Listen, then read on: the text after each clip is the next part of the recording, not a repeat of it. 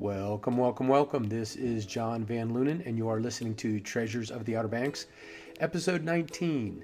In this episode, I talked with my good old friend Daryl Law. You may remember Daryl from episode 1, and is still the most listened episode. He used to be a local sports journalist and still does some freelancing, so that's why I called him in to talk about golfing on the Outer Banks.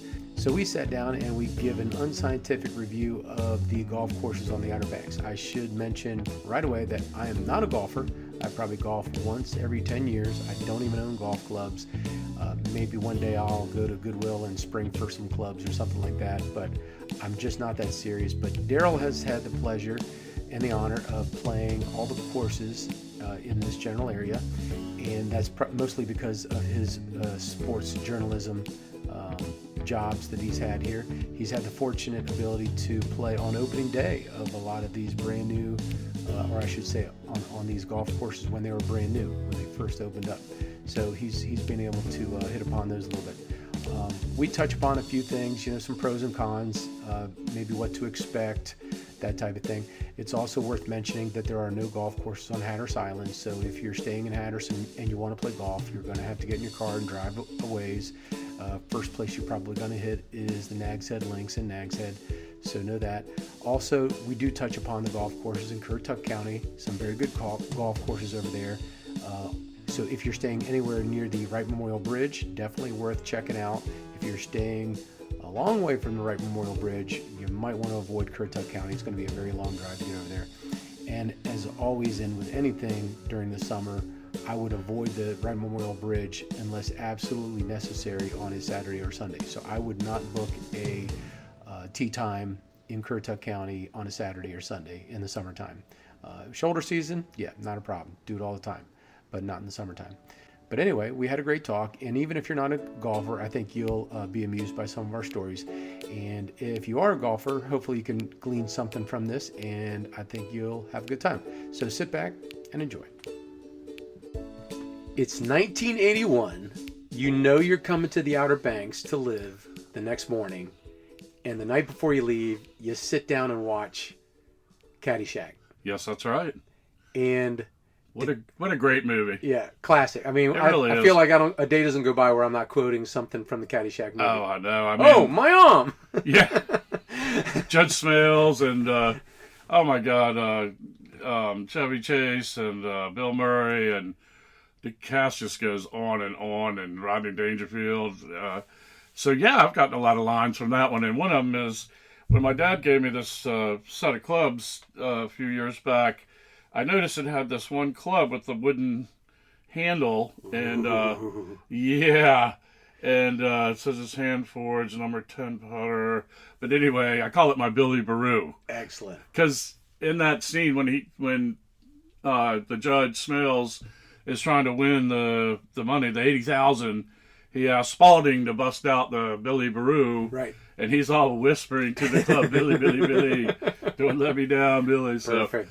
I think that's pretty funny stuff. But, now that I've messed around with the game of golf these last few decades, it just makes that movie shine even brighter, right? Because it just has so many interesting angles and tidbits about the game of golf, and which is one of the last sports I've learned out, through my life, and I really don't get out and play too much right now, but I have played pretty much all of the courses down here, and I was very fortunate to be part of the opening day at Nags Head Golf Links and a while back, and that is one of probably my favorite course down here.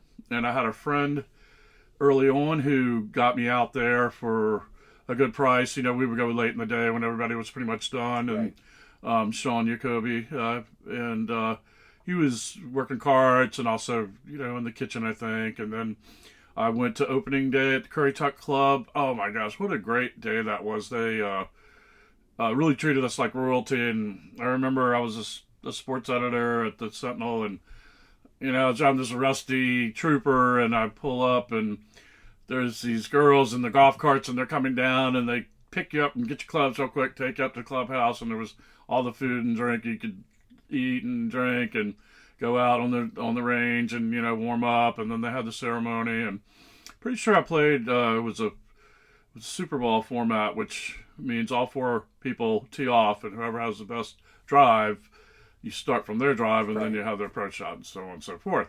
And I'm pretty sure I was with Mr. Kelly that day. He was one of the owners of the paper at the time. So anyway, like I said, I've had a really neat time playing down here.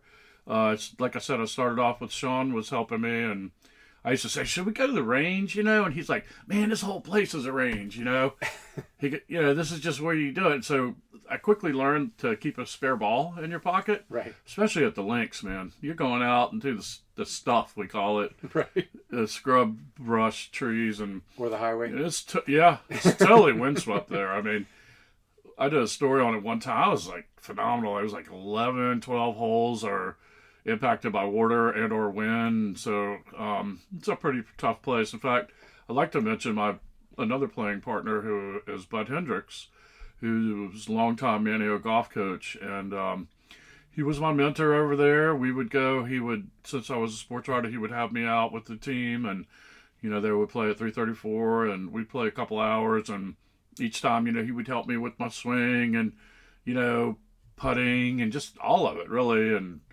it was a lot of fun, and he turned me on to a lot of free days of golf here and there, and so yeah, I really appreciate what he did for me. But like I said, these days I'm not going too much anymore. But I do have an interesting story about the third major course out here on the beach, which is Seascape. When you say third, is that as kind of a loose ranking? I mean, for me personally, I would put definitely the links is my favorite by far, with those views in the late day of the sound and sun setting. It's really beautiful. Well, I had mentioned the Curry Tuck Club. I'm just saying this is a third one that's actually out on the beach, which is Seascape.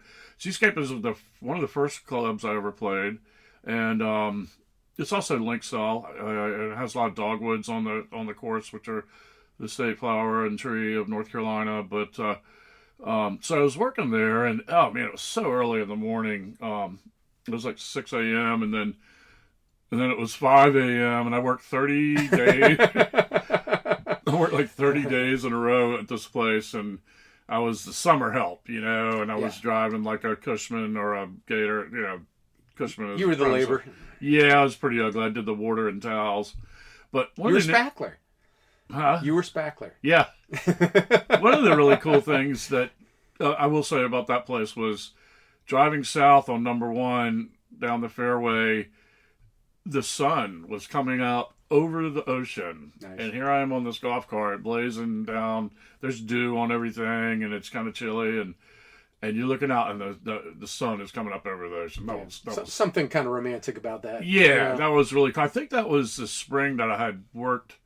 Pretty sure I had been at Wolf Laurel Ski Resort, which is near Mars Hill, North Carolina. I mean, I'm talking about, this is a backwoods, just tiny ski resort in the middle of nowhere. But so I was so happy to be back at the beach. But anyway, one of the interesting things the guys that were doing the heavy work, the mowing and the landscaping, the serious groundskeeper crew, they're always joking me, oh, you're just summer help, I was like, whatever, man. But one thing I learned from them that was kind of interesting was, if they found a golf ball, they hawked it.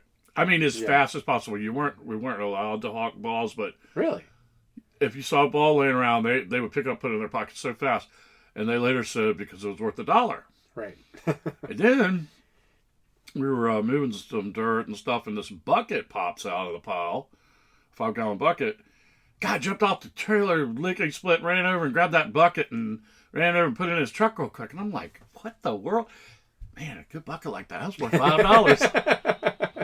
My kind of people. Yeah. They must have relatives that were, ancestors long on the Outer Banks, waste not, want not, just so never throwing anything away. Exactly. They were actually commercial fishermen as well. So they did. That explains a lot. This was a steady check. Yeah. And then they would do their net fishing and other things during, because golf, being on the grounds crew, that's a real early morning thing. And then you're off at like 2 or 3, 1, 2 or 3. So anyway, that was a really fun experience. But I did move on to the sailing center and taught sailing in Duck, which is where I met you. What drove you off? What was the big thing that drove you off the golf course? Man, it was kind of a grind. It was really early, and I don't know what. It was just a little bit too much. It was some crazy. Of course, there was some other summer help. That one kid I was giving a ride every morning, and I don't know, it just kind of wore thin quickly. No days off probably was what really did it, because I did like 30 or 31 straight. So when I did finally get a day off, I got the job teaching the sailing up at Barrier Island. So right. But go ahead. Your favorite course is Nags Head Links. Mm-hmm. Tell me what you like about Nags Head Links. Well, I have been very extremely fortunate to get out there a lot. Like I said, we were going. I think we were paying cart fee when Sean worked there. So that was a reduced rate for a beginner. And when I was going with Coach Hendricks and the golf team, and I was working, considering I was a working member of the press, they didn't charge me to be there. And then I covered a lot of matches there too. And so the golf coaches, while the kids are playing, the golf coaches, they go ahead and play. So you got First Flight eventually came along, but at first it was like Curry Tuck and somebody out of Elizabeth City and Manio, yeah.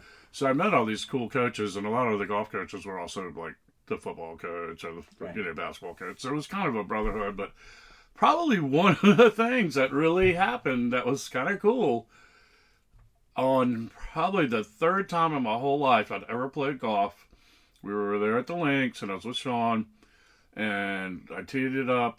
Well, it was a par 3, so you'll typically tee up for par 3, but I used the broken, tee and got the ball off the grass a little bit. So I had a good shot across the water, and I landed on the green, and I 2-putted for a par 3.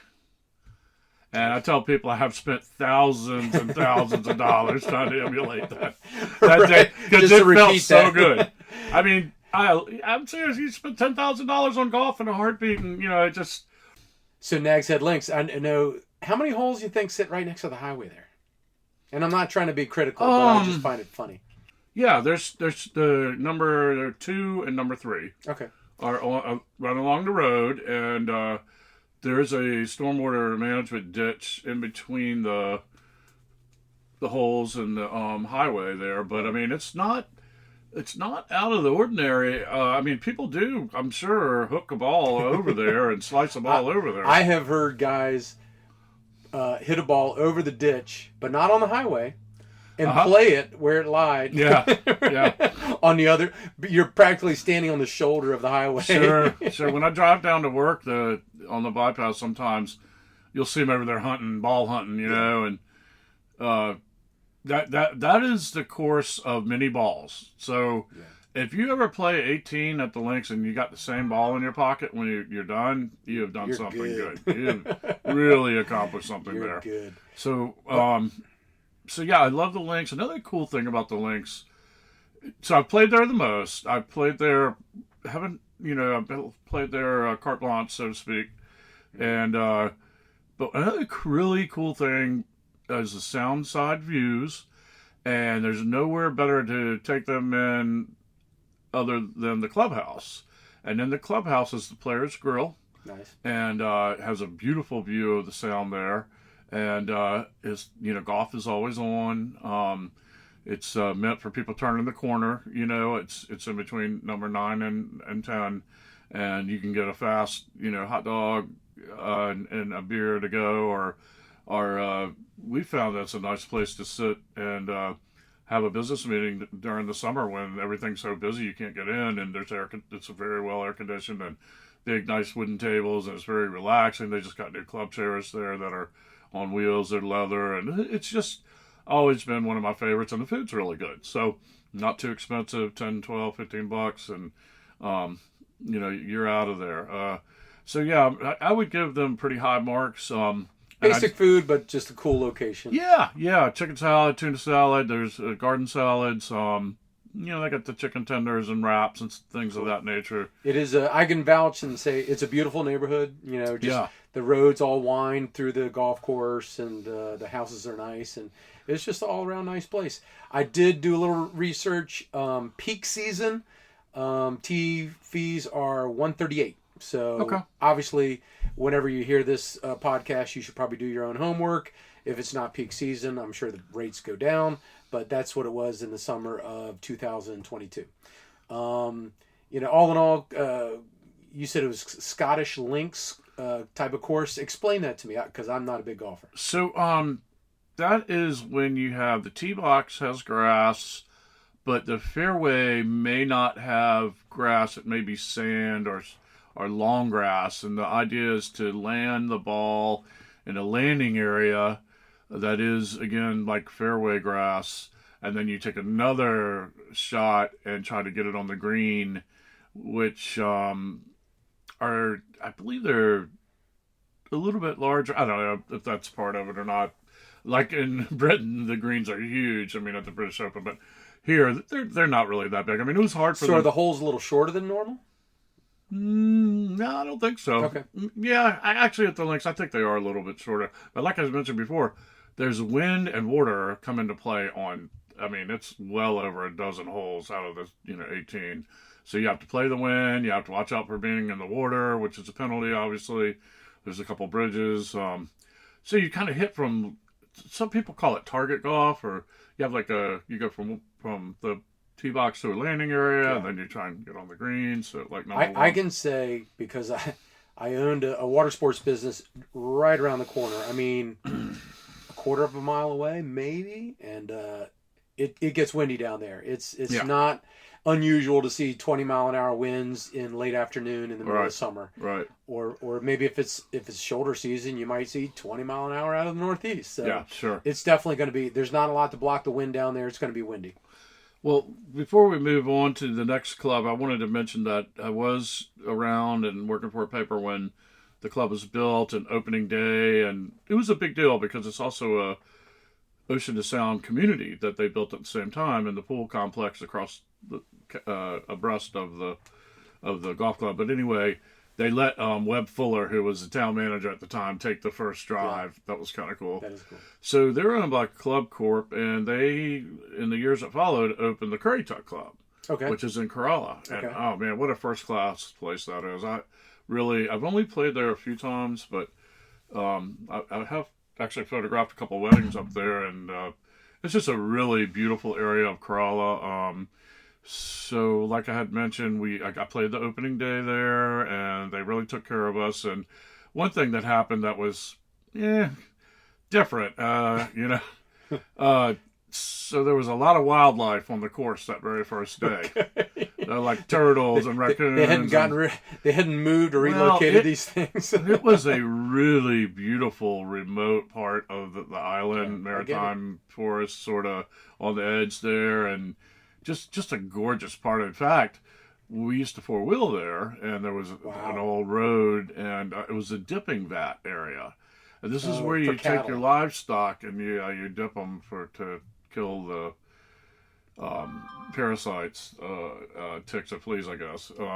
But anyway, so my old carpentry boss had taken me back there in the Grand Sierra, and we had a sidewall blowout, man. It was like a $300 tire way back then. So, but the point is, this was just a beautiful, really wild area. And, they put their golf course in. It's very successful. They've got the houses around it. And do you know, when Bonnie and I were house shopping, my friend Bob Evans, realtor, he gave us a huge list of potential houses. I mean, enormous. And one of them backed up to the golf course. And I wasn't I'm not much of a golfer, if at all. But it was pretty. I mean, nobody was going to build right behind you. Yeah. But you might get the stray golf ball hitting your house. Yeah. But it was pretty. In the end, we didn't want to live all the way up in Corolla, and it's a good thing because she finally got a job at Old Dominion University. That would have been a really long commute. Yeah. We would have sold that house instantaneously. Yeah. But anyway, so go back to anything else you want to talk about Currituck Club, which the overall experience and the course and all that stuff. It's tough. It is a hard course. Again, it's beautiful. They have a nice area to go and eat and get a cold beer, and they do weddings there. Like I said, I've photographed a couple of weddings. I have a really nice veranda, and that's where the rehearsals and the wedding receptions take place. And the Lynx has that too. The Lynx also has weddings at their facility, so Gotcha. it's a big part of the Outer Banks. Is it me and again, and I'm just going by kind of a hunch, but it seems to me like the Currituck Club is the number one spot on the Outer Banks to golf. I mean, it's awful fancy. It's awful nice. It is kind of pricey. At least the time I went, I thought it was kind of expensive. Yeah, it's a very nice course. I mean, it's top notch. Yep. And by the way, according to my research, Currituck Club is the most expensive tee time. Peak season, $159. Okay. So that was the top of the list at $159, and Nags Head Links was second at $138. So yes. Okay. Anyway, I would definitely recommend that course to anyone, and a great place to spend the afternoon.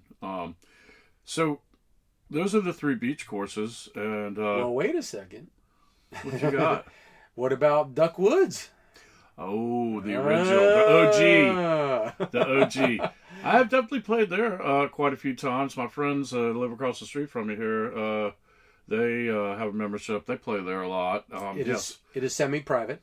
Yeah. And I checked out their website, and if I read it correctly, anybody can get on as long as members aren't in the way. So members kind of trump everybody else. Sure. But if it's, I guess, shoulder season or off season, if there's room at the tee time, you can book something and jump on there. That's awesome. And that's $130.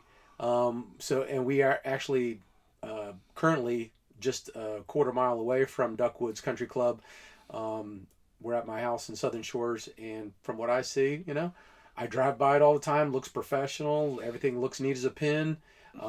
They do a pretty good job there. What else can you add to that? Well, I would say that the clubhouse is immaculate and really a showpiece. They rebuilt that during my time down here. It's probably been 15, 20 years ago now, but it was totally, the old one was torn down and that was rebuilt, and really nice design. Upstairs is a bar and restaurant and the banquet facilities, and then downstairs is I believe the pro shop's downstairs and the bathrooms, and of course there's tennis all around it. They still have the pool.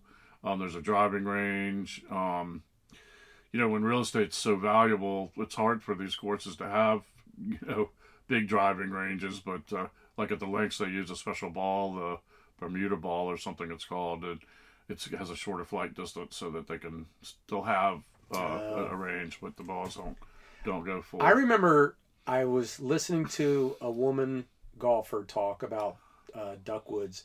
She was a member. She did a lot there, and she says they struggled a lot with just the environment there. It's practically exists on a swamp.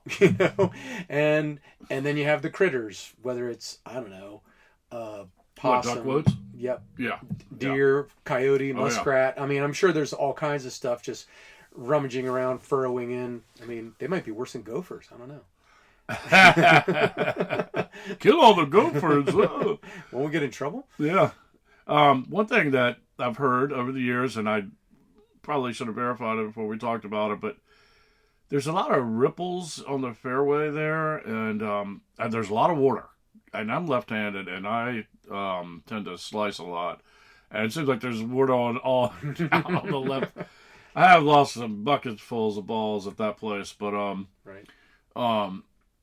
The actual fairway sometimes has bumps or what are like ripples, like in a potato chip, and apparently when they were making the course, they used the logs to fill in. Oh, really? That's pretty common down here, actually. Like the wetlands. I mean, it was in the '60s, so right. I don't know that for sure. I don't want to get anybody in trouble here, right. But that's the rumor I've heard, is that they cut the trees down, fill the course, and put dirt over it. And okay. It's pretty low through there. It's pretty low. Right. So you're on the edge there. You can see turtles, snakes, a lot of waterfowl herons and egrets and stuff. But yeah, I love playing there. It is beautiful. There's a couple of really nice, neat par threes. Um, Definitely a beautiful. There's a lot of dogwoods on that course as well. The high school kids play there a lot.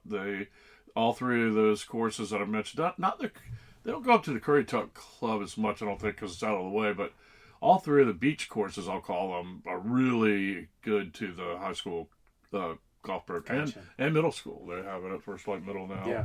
And there's talk of there's some interest in getting the girls teams going as well. So I think that in the near future we may see girls teams at Manio and First Flight as well. But interesting. Yeah. Anyway, while you're on that topic, why don't you just hit real quick, because you covered this young lady pretty well, pretty thoroughly during her career. But we have a young lady who just dominated state golfing at the high school level, and now she's at what university? Clemson.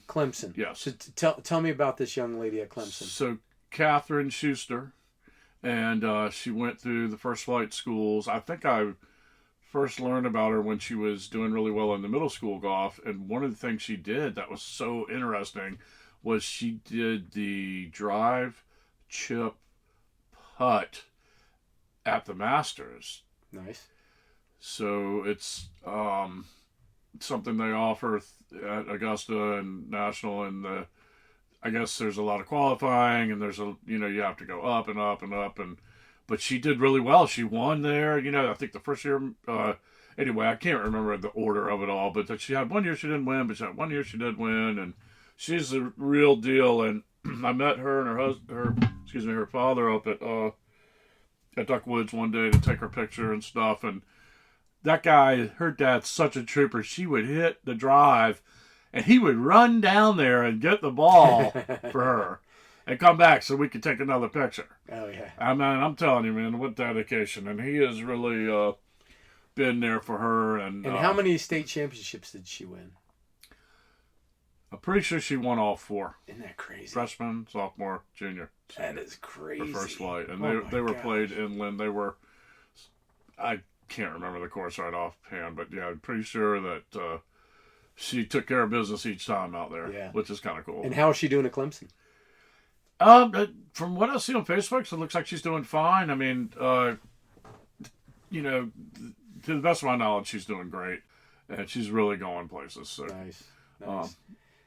And so there's the 4 courses on the beach. Let's go over the bridge.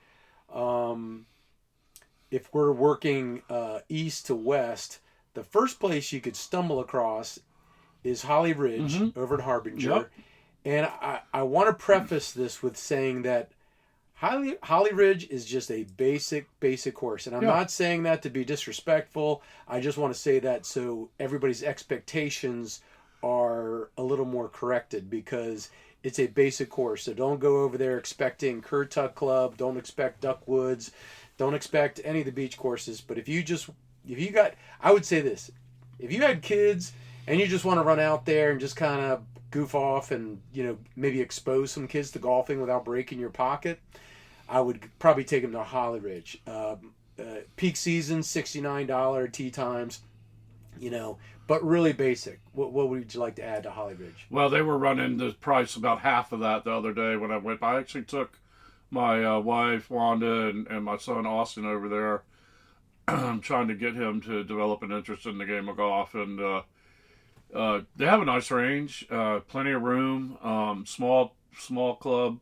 I will say that I've been driving by there at night, and they have the lights on. And so you can go out there, and they're right by the highway. You can whack some balls at night if you want. Yeah, it's really cool. They have a small pro shop, and I noticed they had a little beer tap back there last time I was there, which is always nice. But they've really built it up. It's a lot better than it had been. And so we went over and we each hit a bucket of balls, and then they have a little practice screen area where we played a little game where we see who could hit the...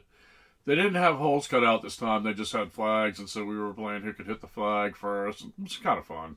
And but yeah, that course has really been nurtured and is coming along, and it's the course that people driving down here through Currituck on vacation are going to see on the right-hand side when they're coming up on the bridge. And then the point is before that will be on the left-hand side, but a little further you don't west. get to see quite as much of that course when you're coming by at 55, 60. But they have a nice restaurant. I haven't been in there for a few years, but they have a legitimate restaurant and bar area. And they're out of all the courses, probably the most forgiving as far as having open fairways. So that's if you're, shooting 100 or more like I am, you're going to go there and a little more forgiving. And some of the holes are kind of long, but I've had a lot of fun over there. I do like the point. A friend of mine showed me a really neat shot where you use your 7-iron, which I have with me for a different reason, but you use your 7-iron with the putting stroke. If you're off the green and you're in like the first cut of the grass and you want to, and it's particularly a long shot, you use this club and use a putting motion. And on the hole where you showed it to me, I made it. Nice. And that was kind of cool. And then later on the round, he chipped in from about 80 yards out, which doesn't happen very often. Right. That's just so. And then that day we came back and the Phoenix Open was on, I remember, and I was watching the Phoenix Open. So I also watched a lot of golf on TV, which is pretty enjoyable. Right. And then we've got so what's the price on that one? Good question. Price at the point is $109. Okay. So it's about the middle of the range, and I feel like that's kind of one of the local spots if you want to save a little bit of money, but you still want a good course. And you don't have to drive too far over the bridge. The point is definitely popular, I would say, with the local guys. And then finally, you got the Carolina Club out in Grandy. Right, and Kilmarnock. So there's actually I forgot two the more. Kilmarnock. There's actually two more. So, excuse me, I have been on both courses. I have played both courses. They're tough, man. They're tough. So what do you think about the Kilmarnock? I remember it being really long. I think I went, again, because of my job, I was always going when they opened, it seemed like. Right. So I think I went pretty much the first month that they were open, and I just remember it being really long. And it's beautiful, too, there's a lot of trees there. It's a nice neighborhood, it's a nice area. Very nice. And then the Currituck Club, if I'm not mistaken, they have an island green. I'm pretty sure it's the Currituck Club. We'll have to verify that. But, again, another just beautiful, beautiful place to go play golf. And so those two are a little bit further down the road. I guess Carolina Club might be the furthest away. But really pretty and really high level of professionalism at these last two. They're really well done. And to me, they're really nice. So the reason I brought the 7-iron, are you ready for that? Give it to me. All right. So when we were talking, I was talking about Caddyshack and how golf can be kind of trying. It made me realize that I have had both the highest pinnacle in golf, which was a hole-in-one with the 7-iron on a par 3. Really? A 7-iron on a par 3. Wow. Yeah, it was downhill. It was downhill. I'm the weakest, It was the distance was. I've got the weakest swing in the world. It would take. I'd have to pull out the 2-wood or something just to get near the green. I think it was like a 165 to the stick, and I was downhill, and so that was at Crystal Springs, which is out of area.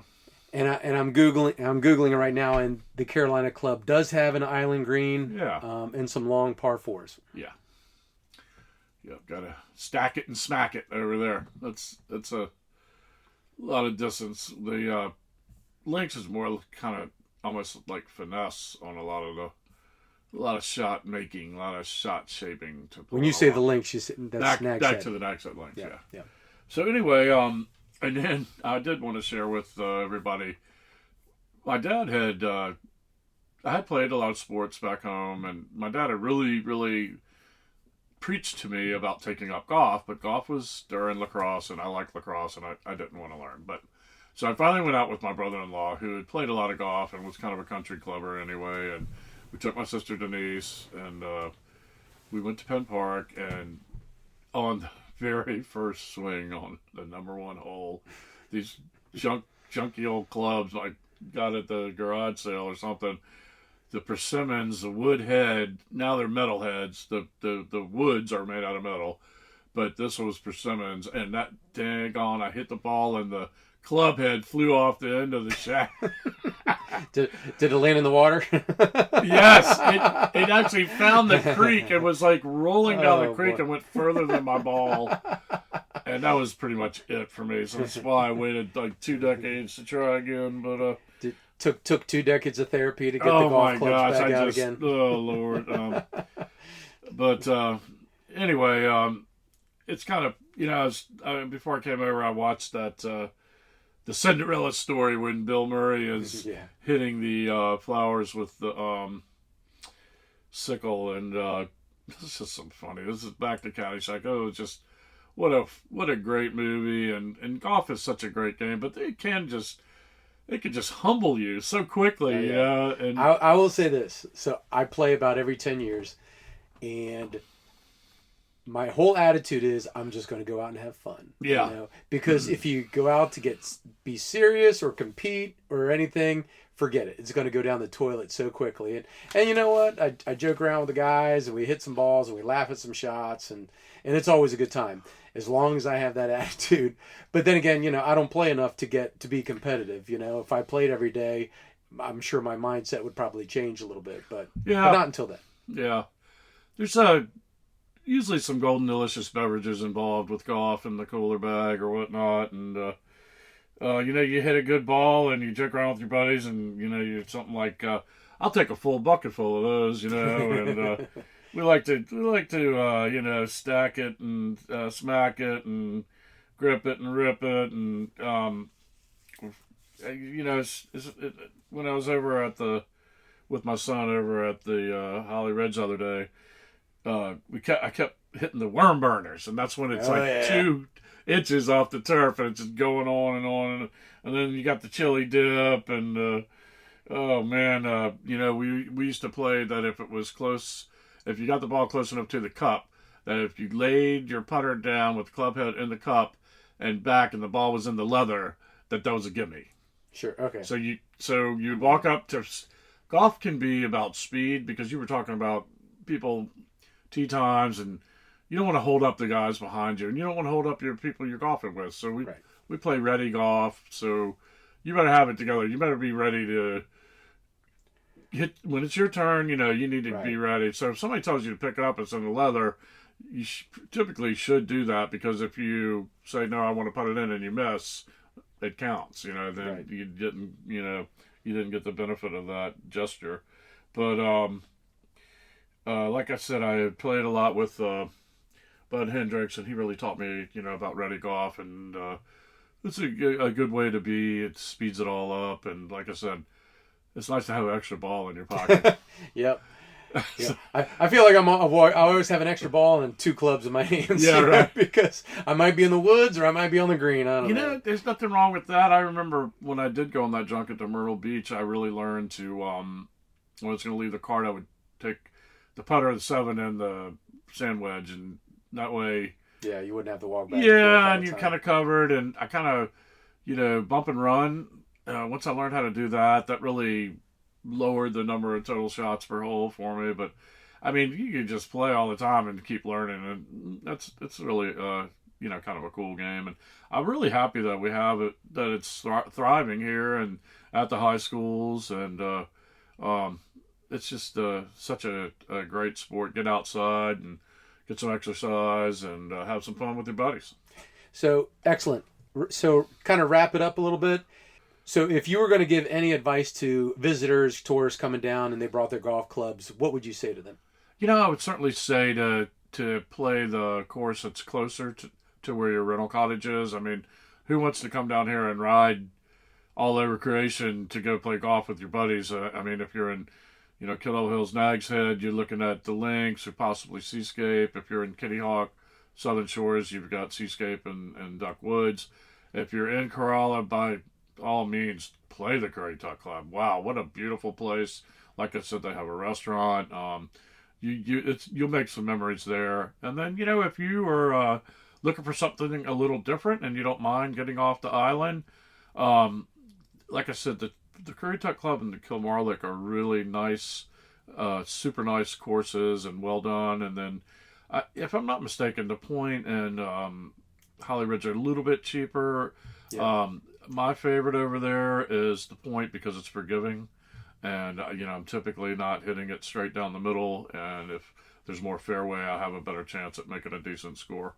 Right. So those are some of the... What days of the week might we want to book? Or how far ahead should we maybe think about booking? I'm not exactly sure what to say about all of that. It does book up during the height of summer. I personally like to play golf early in the morning. So the earlier the better.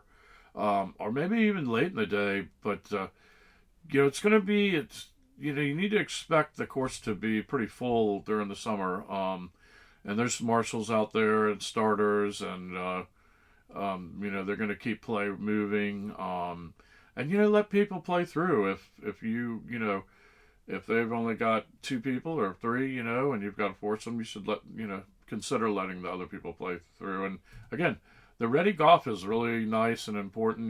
Think about a lot of these courses don't allow you to use your cart on the fairways, so you're gonna leave the cart on the path and walk over. So be ready for that and get your clubs ready. And final question: how would you compare the courses around here to someplace else? Maybe a really nice place that you played elsewhere. I think they're how is top it shelf. Similar? How is it different? They're you're gonna have sand on most of these courses, which is not the norm back in Central Virginia or other places I've played in Winchester and Farmville, Virginia. But so there's sand everywhere, and I tell you, I got a good story. One more about the links and my partner Bud Hendricks. And this is, if you take nothing else away from the podcast, try to remember this. If you're at the links and you hit it over off the target areas and you're in the sand, just hit it back to the grass. If you try to advance from the sand, is that right? And you're not really experienced at that. I'm not talking about sand trap. I'm talking about the expanses of the sand dunes that are wild, left natural. Mm-hmm. I learned that was so hard to learn. You kick it up. Painful lesson there. All this, and Hendricks, Coach Hendricks, he was like, "Look, I'm gonna make this easy for you. Just hit it. See that grass over there? Hit it over there and start all over." So that was one of the cool lessons I learned from him. And don't cuss in front of the high schoolers either. That's not a good idea. Yeah, right. That could be bad on a resume. Yeah. All right. Well, Daryl, this has been a lot of fun. I appreciate it, and I tell you, I've never played any of the golf courses down here. I'm going to have to get out there and give it an experience. But sounds good. I appreciate your time. Thank you. Thank you for listening to this episode of Treasures of the Outer Banks. I thank Daryl Law for joining me. We had a good time. So just know that if you want to find out more information of these golf courses that we spoke about in the episode, you can find links to them in the show notes. And also, if you have the time and if you want to help me out, please go to Apple Podcasts, Spotify, Stitcher, or Google and leave a rating or review for the podcast. And of course, if you enjoy this podcast, please share it with some of your friends. Until next time, make it a good one.